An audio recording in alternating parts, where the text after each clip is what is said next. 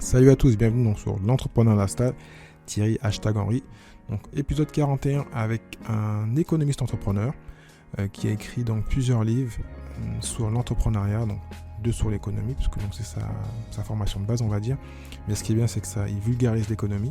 Donc je te mettrai les liens si tu veux donc aller écouter lire plutôt ses livres. Et bien sûr donc deux sur l'entrepreneuriat et un troisième qui sort bientôt, donc il est vraiment très prolifique. Donc on va aujourd'hui parler donc d'entrepreneurs atypiques. Donc on a en plus c'est bien, on va parler beaucoup de femmes et de personnes qui ont créé vraiment des vrais business assez énormes en partant donc de rien. Donc avant ça on va remercier le sponsor de l'émission. À tout de suite. Learnbox, en tant qu'entrepreneur, il est important que ta société vende des produits et des services tous les jours. Que tu sois entrepreneur, infopreneur, n'importe quel business en ligne, tu pourras créer, vendre et automatiser ton savoir en ligne. Learnybox est le meilleur couteau suisse pour entrepreneurs. Cela va tout simplement faciliter la réussite de ton e-business. C'est un service à toute épreuve pour ta réussite.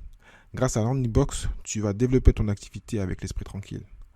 Donc, si tu veux donc avoir 14 jours d'essai gratuit, je te conseille donc d'aller donc sur le lien suivant thierry-du6henry.fr/lbx, donc thierry-du6henry.fr/lbx. Tu pourras donc trouver tous les outils nécessaires pour vendre plus en automatique 24 heures sur 24 dès aujourd'hui. Donc voilà, donc comme je disais, donc on va discuter avec Sylvain Bersinger, qui est un écrivain économiste, et donc on va donc échanger et partager donc tout plein de secrets pour que tu puisses toi donc partir de zéro et te dire voilà que si ces personnes ont réussi, toi aussi tu peux le faire. Donc c'est juste une question donc de motivation comme on va l'entendre et de pensée limitante. Donc je te dis à tout de suite avec Sylvain. Salut Sylvain, comment tu vas? Salut, ça va et toi? Très bien, merci. Merci donc de prendre le temps de parler d'entrepreneuriat. Non, merci à toi. Pour ceux qui ne te connaissent pas, même si bon, tes livres, parce que tu as plusieurs livres, donc tu vas nous parler de tes trois livres rapidement en présentation. J'en parlerai dans tous les cas en intro et en conclusion. Et donc, je mettrai les liens pour ceux qui veulent aller les prendre sur la Fnac ou Amazon. Donc, je te laisse te présenter et parler donc de tes bouquins. Et donc on va parler aujourd'hui. Merci beaucoup de l'invitation. Moi, je suis économiste, pas entrepreneur. En tout cas, c'est pas mon métier principal. J'ai une formation d'économiste, donc macroéconomiste. J'ai enseigné l'économie en lycée notamment. J'ai travaillé un peu chez BNP Paribas en tant qu'économiste. Et actuellement, je suis économiste dans une association qui s'appelle La Finance pour tous et qui fait de la vulgarisation et de la pédagogie en économie et en finance. Et j'ai une activité qui n'est pas mon activité professionnelle principale, qui est d'écrire des livres. J'aime beaucoup les livres en général. Et j'ai écrit donc 3 livres en tout aux éditions Ellipse de vulgarisation en économie et 2 livres sur des profils d'entrepreneurs aux éditions Henrik B. Donc le premier, c'était les entrepreneurs de légende.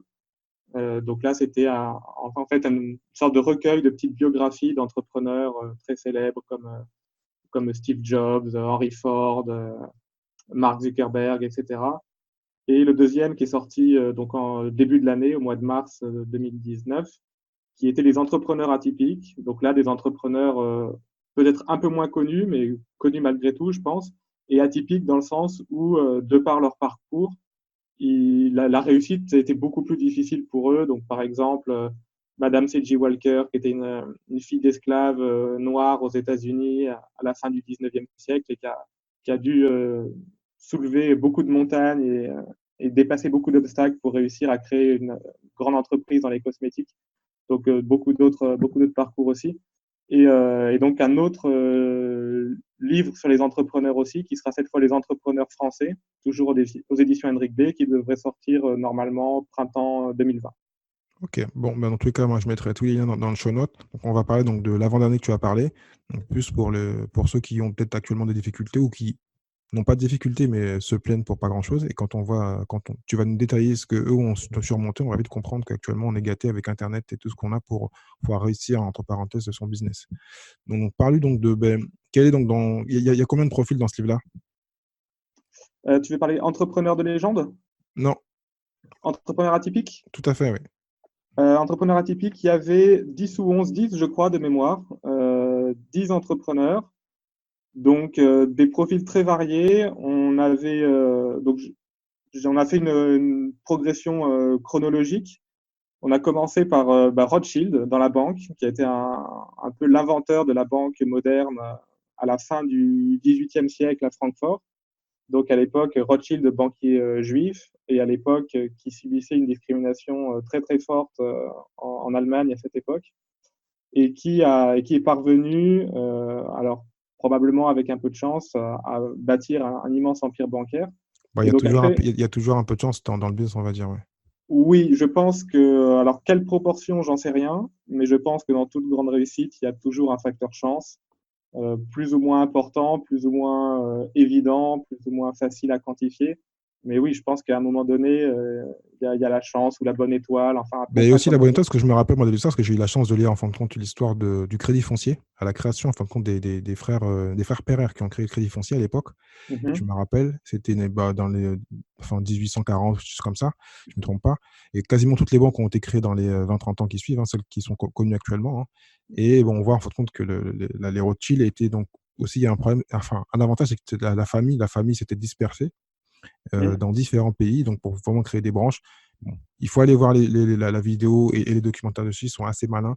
On profitait en fin de compte, bon, on était très vicieux, mais bon, c'était le business, hein, et on profitait en fin de compte d'un marché comme actuellement ceux qui profitent donc des différents business où on peut évoluer. Hein, c'est un peu la même chose. Hein, il faut juste oser des fois partir de son pays, oser prendre des risques et être précurseur quand c'est un marché qui est nouveau, parce que la banque commençait, les banques capitalistes, on va dire, le capitalisme commençait, même si c'est pas Mhm. le capitalisme de maintenant, mais à l'époque, donc c'est pour ça aussi que ça a évolué. Quels sont les Oui. autres profils aussi un peu atypiques encore? Donc on avait Madame C.J. Walker, donc j'ai parlé, qui est peut-être, j'allais dire entre guillemets, peut-être ma préférée, parce que c'est vraiment un profil incroyable. Donc ses parents étaient donc esclaves noirs dans le sud des États-Unis. Elle a grandi juste après l'abolition de l'esclavage, mais encore dans des conditions très difficiles. Elle a pratiquement jamais allé à l'école. Elle a fait toutes sortes de petits boulots étant jeune.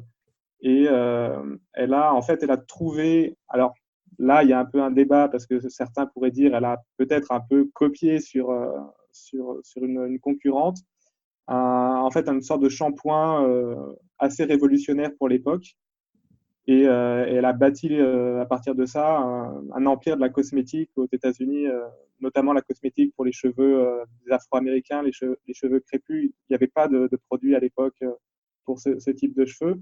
Elle a créé une très grande entreprise qui a disparu depuis, puisque ensuite c'est sa fille qui a repris, et il semblerait que sa fille n'avait peut-être pas forcément la même poigne et la même fibre entrepreneuriale.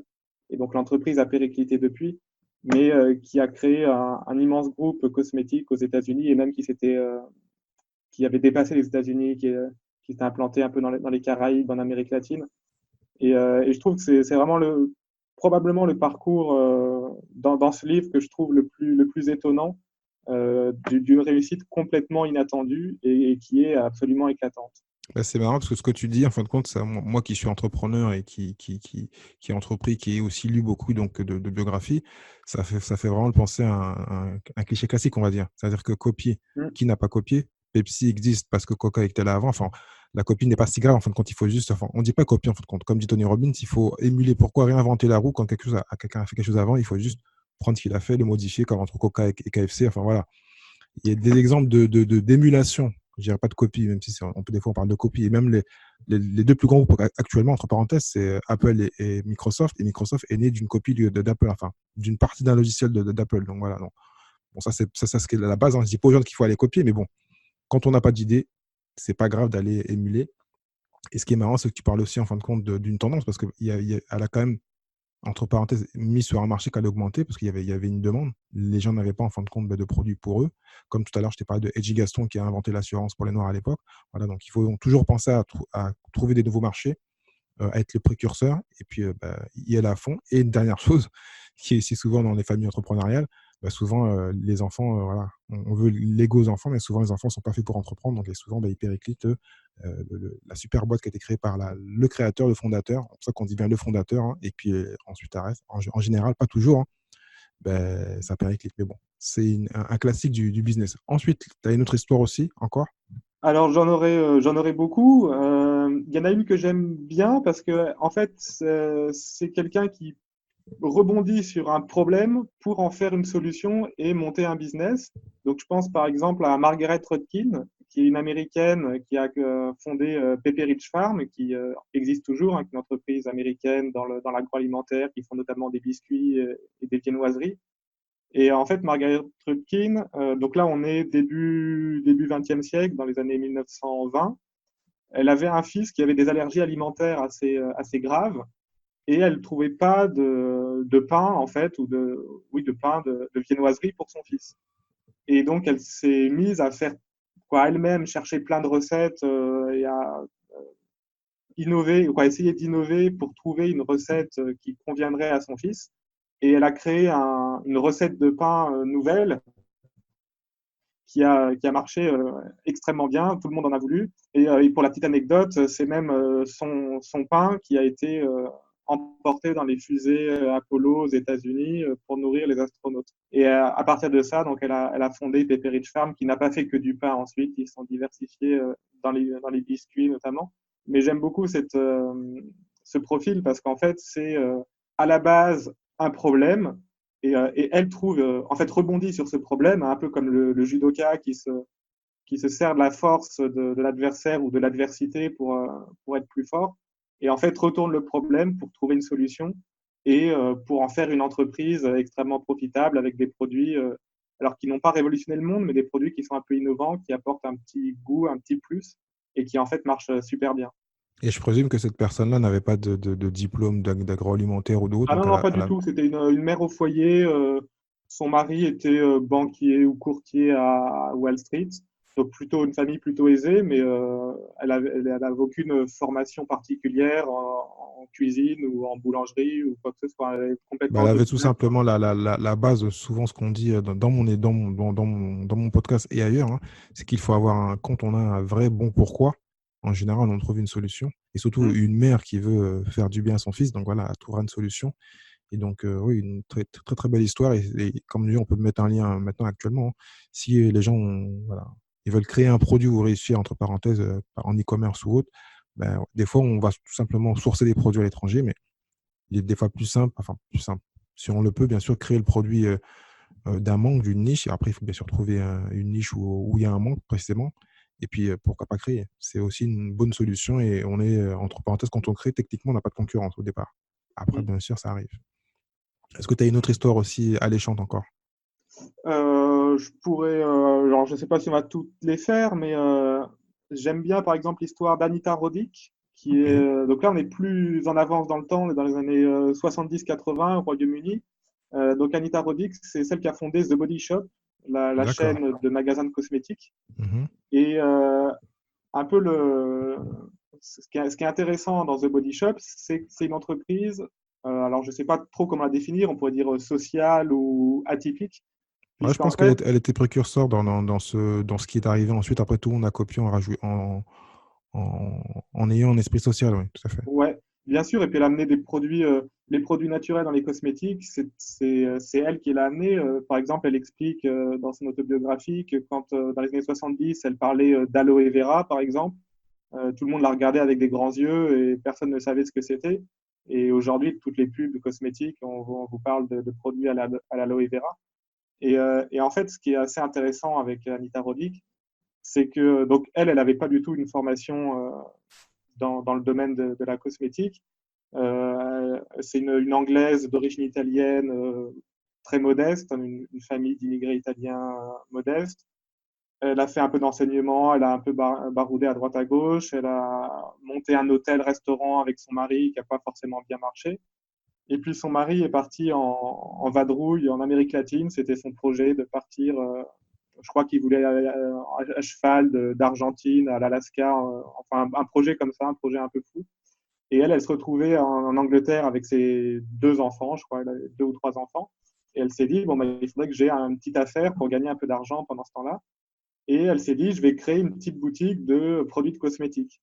Parce qu'elle n'aimait pas les grandes chaînes de cosmétiques. Elle trouvait que les produits n'étaient pas assez naturels. Elle trouvait que la communication ne lui convenait pas, le fait de jeter les emballages ne lui convenait pas. Et elle a créé sa petite boutique un petit peu, entre guillemets, alternative. Et ça s'est ça a très bien marché. Le début a été un peu poussif, mais assez rapidement, ça a bien marché. Et aujourd'hui, donc c'est The Body Shop, hein, qui est devenu une multinationale avec des boutiques dans le monde entier et Et en qui plus, reste. et en plus qui a été copié. Ah oui, Après, après, alors beaucoup beaucoup d'autres, de marques ont après, fait la se même sont mis chose, dans le quoi. filon. Oui, oui, bien sûr, beaucoup de grandes boîtes des cosmétiques ont ensuite essayé de se donner le côté un petit peu éthique, bio, vert, etc. Donc oui, elle a très certainement influencé sur l'industrie des cosmétiques mondiales.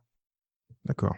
Bon, ben, avant donc de passer donc au dernier donc au portrait, puis ensuite je te poserai des questions personnelles. Et Ouais. donc tu nous parleras un peu aussi donc des autres livres pour développer un petit peu. Donc on va remercier le sponsor et on revient tout de suite. Dropeasy, c'est l'e-commerce pour tous sans les soucis de l'e-commerce classique. Plus besoin d'avoir du stock ou de faire des colis. Tu n'as qu'à choisir les produits, les mettre en valeur sur ta boutique Dropeasy et encaisser l'argent. Même si tu n'y connais rien en e-commerce ou en marketing, pas de souci, Dropeasy a été créé pour que tu puisses te lancer rapidement et facilement. Lance-toi dans le dropshipping de qualité avec Dropeasy. Ils ont des partenariats avec des fournisseurs européens et des produits de grande qualité. C'est pour cela qu'ils t'offrent une formation complète. Il te suffit de tester gratuitement pendant 14 jours aujourd'hui avec le lien suivant: thierry-du6henry.fr/dropeasy. thierry-du6henry.fr/dropeasy. Donc, voilà de retour. Donc, Sylvain, donc, parle-nous donc du dernier profil. Bon, je vais même te demander, parce que moi j'aime bien aussi Oprah Winfrey, donc on va parler de Oprah Winfrey que tu as inclus dans ton livre, qui, Mm. c'est vrai, qui est une milliardaire qui a eu des bonnes grosses galères au début. Je ne sais pas desquelles tu parles, parce qu'il y en a tellement qu'en fin de compte, on pourrait faire un bouquin que sur les galères. Donc, dis-nous, qu'est-ce que tu as pensé, qu'est-ce que tu penses d'Oprah Winfrey? Alors, Oprah Winfrey, c'est un profil intéressant. Spontanément, on la classerait peut-être pas dans les entrepreneurs, puisque c'est avant tout une présentatrice de télévision. Moi, j'ai fait le choix avec mon éditeur de la classer dans les entrepreneurs parce qu'elle a fait plus que simplement présenter des émissions de télévision. Elle a produit les émissions de télévision. Elle a vraiment créé un business dans la télévision. Donc, il y a à la fois le côté personnage public, présentatrice, et il y a aussi le côté femme d'affaires qui a aussi produit des films, des magazines, qui a décliné son nom en une marque, en fait. Et comme tu le disais très justement, c'est une fille qui est née pauvre, hein, il faut le dire, aux États-Unis, avec plein de problèmes familiaux. Et comme tu le disais, on pourrait écrire un livre juste là-dessus. On va peut-être pas s'y attarder 107 ans. Mais bon, disons, les faits s'étaient pas penchés sur son berceau. Et elle a découvert, alors, par plusieurs expériences, disons, qu'elle avait en fait une très grande aisance à parler en public et même qu'elle aimait ça. Et elle a commencé donc dans une petite radio, je crois que c'était au Tennessee, je ne sais plus, enfin dans la campagne profonde américaine. Donc d'abord une petite radio sur laquelle elle présentait les infos, après une radio plus grande, après elle est allée sur la côte Est présenter le journal télé. Et elle a vraiment inventé un nouveau style, très proche des gens, très proche des problèmes des gens. Certains diront peut-être un peu racoleur par certains aspects, en essayant de faire ressortir l'émotion sur ces plateaux de télévision. Et au-delà de ça, comme je le disais, il y a vraiment un parcours entrepreneurial, puisqu'elle n'a pas juste présenté et apporté une innovation dans la manière dont elle présentait les émissions, mais elle a produit ces émissions et elle a décliné son nom en fait en une marque. Disons le produit qu'elle vend en fait, au fond, c'est elle. Bah, Et c'est elle, c'est comme tout bon vendeur. Moi qui suis de formation de vente, comme je dis souvent à mes commerciaux, le premier produit, c'est toi. Si les gens t'aiment pas, ils vont pas t'acheter. Donc, même s'ils ont le meilleur produit en main, s'ils t'aiment pas, ils vont aller au magasin ou le prendre à quelqu'un d'autre. Donc, elle a très bien compris. Et en parlant de déclinaison, elle a eu des magazines et différentes choses qui restent dans le domaine de la presse et de la télé pour développer son business. Et en plus de ça, parenthèse, parce que bah, j'ai suivi un peu l'histoire, pas tout. En fin de compte, elle est entrepreneuse, mais très maligne. Elle savait très bien qu'elle ne savait pas gérer le business et elle s'est associée, je crois que c'est son mari ou son frère, et qui gère, enfin, elle a donné 20 ou 30% de départ. Elle a bien sûr la grande majorité et c'est lui qui gère, en fin de compte, tout l'opérationnel et elle s'occupe donc de produire, enfin, de faire tout ce qui est contenu. Et elle s'est associée, en fin de compte, avec, je crois que son mari ou son frère, et c'est lui qui gère toute la partie business, on va dire. oui, c'est vrai qu'en fait, les entrepreneurs, on retient souvent un nom, et j'en parle un peu dans l'introduction de mes livres. En général, on retient un nom, un entrepreneur, mais en fait, bien souvent, quand on creuse un peu, il y a peut-être un peu une injustice parce qu'il y a souvent autour de ces entrepreneurs un proche, un salarié, un actionnaire qui a aussi des idées et sans qui le succès entrepreneurial n'aurait sûrement pas été le même. Donc, je crois que c'est aussi important de le préciser. À peu près tous les entrepreneurs dont on parle, c'est rare qu'il y ait juste une personne qui fasse le succès, quoi. C'est souvent une équipe. Et les idées, la force de travail, c'est souvent bien plus qu'une personne. Ben, on parle souvent du self-made man ou self-woman show, on va dire. Mais en fin de compte, c'est vrai que ça commence par une personne, c'est vrai. Mais souvent, en fin de compte, on veut les cacher, mais un jour, ils sortent parce que c'est marrant. Warren Buffett, on a toujours parlé de lui pendant 10 ans, et à un moment ou à un autre, son associé a voulu partir, et là, maintenant, c'est devenu une star. J'ai oublié son nom. L'associé de Oui, oui, Warren je vois de Buffett. qui tu parles, oui. Voilà, qui est J'ai lui son aussi nom aussi. milliardaire. Steve Ballmer avec Microsoft aussi. Enfin, voilà, quand on regarde bien, il y a toujours quelqu'un qui est derrière, qui a 20 ou 30% de départ et qui est aussi important. Et donc, c'est bien de commencer tout seul et de faire son business si on est solopreneur, mais après, si on veut se développer, voilà, souvent, il y a d'autres hommes et des femmes qui sont là pour développer. Donc, il faut après savoir devenir manager et développer sa structure. Mm. Donc, parfait. Donc, recite-nous les livres avant que je te pose les questions que je pose à tous mes entrepreneurs, parce que je te compte comme un économiste entrepreneur. Donc, parle-nous en fin de compte cite-nous tous les livres, comme ça je mettrai les liens. Oui, bah, c'est vrai que l'activité d'auteur, en fait, c'est à une petite échelle une activité entrepreneuriale, hein, puisqu'on crée un produit, un livre, et on essaie de fignoler le mieux possible pour qu'il trouve son public. Donc, sur les livres que j'ai publiés, donc il y a L'économie en clair aux éditions Ellipse, qui était le premier. Donc, ça, c'est de la vulgarisation en économie. Il y a eu l'économie pour ceux qui n'y comprennent rien et Promenade au pays de l'économie, donc qui sont un peu la suite de l'économie en clair. Donc là, on est plus sur de la macroéconomie, hein, les questions type chômage, croissance, balance des paiements, crise économique, ces choses-là. Et plus sur des profils entrepreneuriaux. Donc il y a eu Les entrepreneurs de légende aux éditions Henrik B en printemps 2018 et Les entrepreneurs atypiques, toujours aux éditions Henrik B, au printemps 2019. Et donc, normalement, au printemps 2020, Les entrepreneurs français, cette fois-ci. D'accord, donc tu es vraiment actif, on va dire. Tu écris beaucoup et autour donc, de l'économie et de l'entrepreneuriat, excuse-moi. Excusez-moi ceux qui écoutent. Donc, en tout cas, ce qu'on a compris donc, de tous ces parcours, c'est que donc, voilà, il faut avoir un vrai pourquoi, éviter donc, ces pensées limitantes. Enfin, on a bien vu que c'est des gens qui n'ont pas de pensées limitantes, hein, qui ont eu des problèmes et qui ont surmonté leurs problèmes. Tous les problèmes, entre parenthèses, sont surmontables quand on veut réussir. Que ce soit homme ou femme, parce que là, on a beaucoup parlé des femmes, donc qui n'ont malheureusement pas souvent à l'honneur. C'est pas faute d'essayer d'inviter des femmes dans mon show, mais bon, ça, c'est ma faute. Donc voilà. Donc, merci pour tout. Moi, je vais te poser les 3 questions et puis ensuite, on va se dire au revoir. Donc, les 3 questions. OK. Donc, quel est pour toi le meilleur levier pour devenir entrepreneur? À mon avis, c'est l'envie. C'est l'envie je dirais, de ne pas marcher dans les clous, l'envie de se dire, bah, il y a un petit quelque chose que moi, j'aimerais faire différemment, que je pourrais peut-être faire mieux. Il faut avoir peut-être un peu la prétention de pouvoir faire mieux. Moi, pour mes livres, si je considère l'écriture comme une activité entrepreneuriale, ce qui, je pense, est le cas, sur les livres en économie, des livres de vulgarisation en économie, j'avais envie de faire des livres avec un style un peu plus léger, parce que je trouvais que les livres d'économie sont un peu ennuyants, des fois, avec un jargon un peu lourd, un style un peu lourd. Et moi, j'aime beaucoup l'écriture en général, et je voulais faire des livres avec un style un peu plus léger. Et pareil sur les livres avec les entrepreneurs, je voulais faire aussi, j'ai essayé d'avoir une écriture assez légère parce que je trouve qu'il y a trop de livres qui ont une écriture un peu assommante. Et donc, je pense que pour être entrepreneur, il faut avoir l'envie d'apporter un petit quelque chose. Alors, après, ça marche pas, on réussit pas à faire un bon produit, un bon rendu. Mais je pense qu'à la base, il y a forcément une envie, quoi. Une envie d'apporter une petite pierre un tout petit peu différente de ce qui existe déjà sur le marché. En tout cas, moi, j'ai été voir les critiques sur Amazon, donc bah, tout le monde te fait des compliments, tu es très bien noté, donc, et tout le monde répète que c'est voilà, très simple et vulgarisé, on va dire. C'est pas pompant et énervant et prétentieux, voilà. Donc c'est très bien. Quel est Merci. le livre que tu conseillerais à à tout entrepreneur et pourquoi? Alors, je pourrais dire le mien, mais je vais pas répondre ça. Je vais donner notre réponse. Euh, alors, très franchement, j'ai un peu du mal à en choisir un.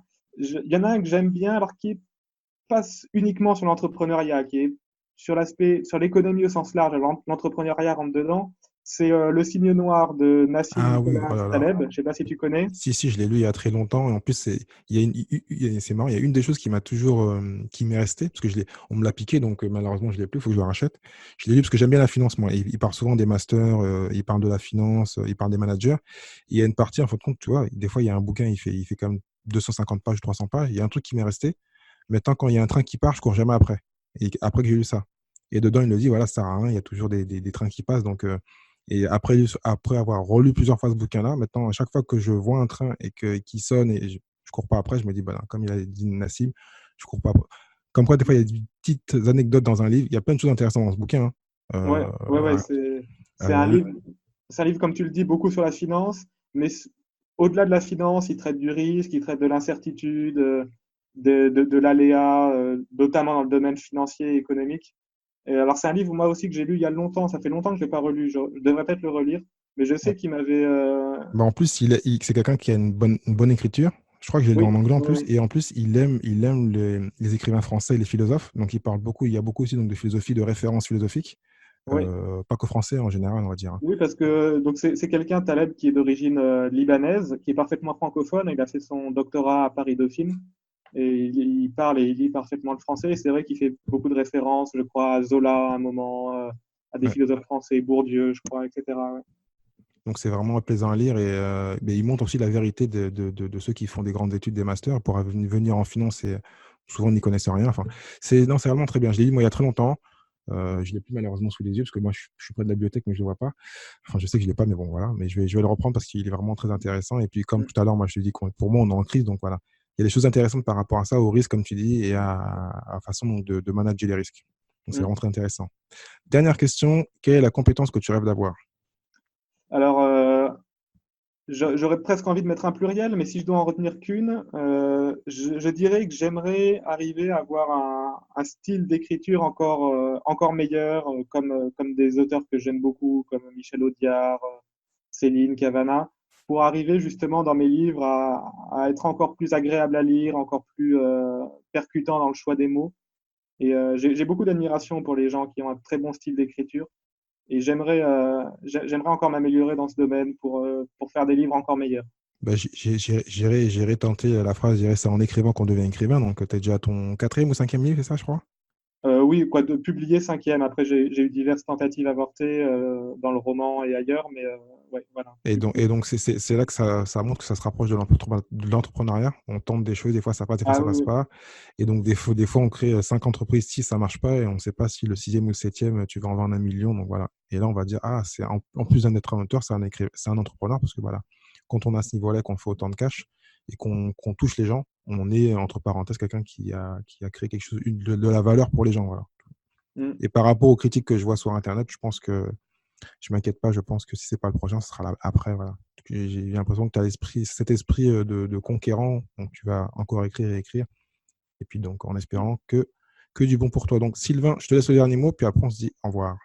Eh ben, merci beaucoup pour m'avoir invité, parce que je pense que c'est vraiment important qu'on parle un peu d'entrepreneuriat et de gens qui réussissent dans une période où on parle beaucoup de risques de crise, de tous les problèmes qu'il y a. Il y a beaucoup de problèmes dans le monde, mais j'aime beaucoup parler avec des gens qui ont un esprit entrepreneurial et qui ont de l'ambition. Je pense que c'est important, hein, d'avoir un peu d'ambition et d'envie de faire des choses, et des choses peut-être un peu grandes, et de changer le monde à sa modeste échelle. Donc merci pour ton invitation et pour ce que tu fais.